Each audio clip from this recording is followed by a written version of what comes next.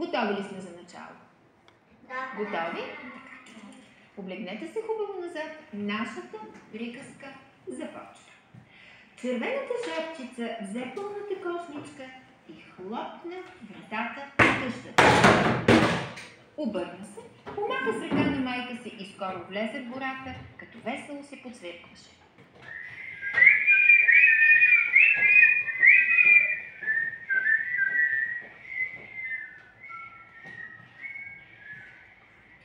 Птиците пееха, всяка на своя език.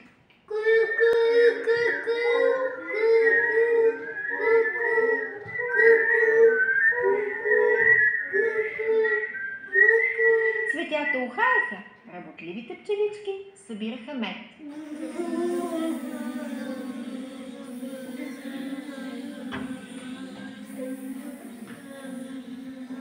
Вятъра нежно галяше листата на дърветата.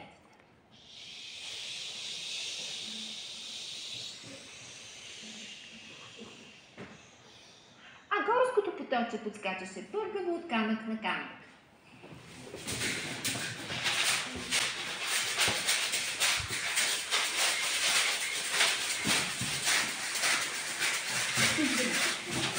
Мощен мотор.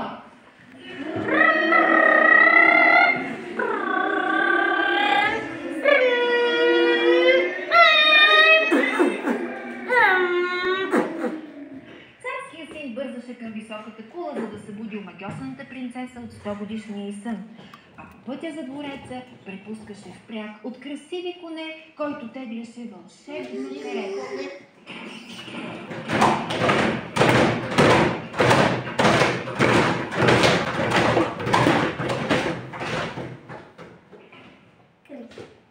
Пепеляшка отиваше на Бела.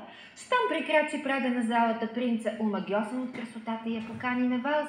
Те се завъртяха в чуден танц, когато изведнъж удари 12.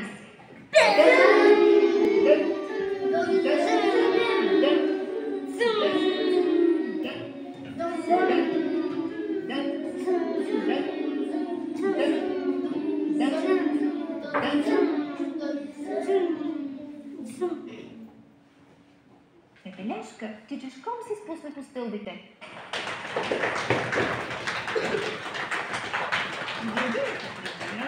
Дядото вадеше ряпата, а подир него се бяха заловили бабата и внучката, кучето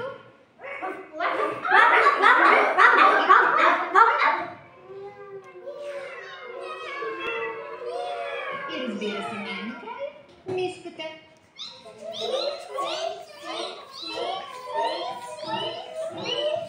Наблизо се чу свирката на влак.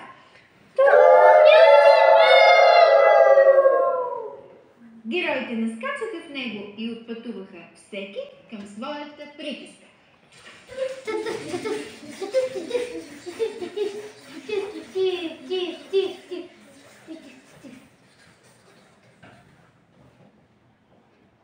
И така, нашата приказка завърши. Хареса ли ви?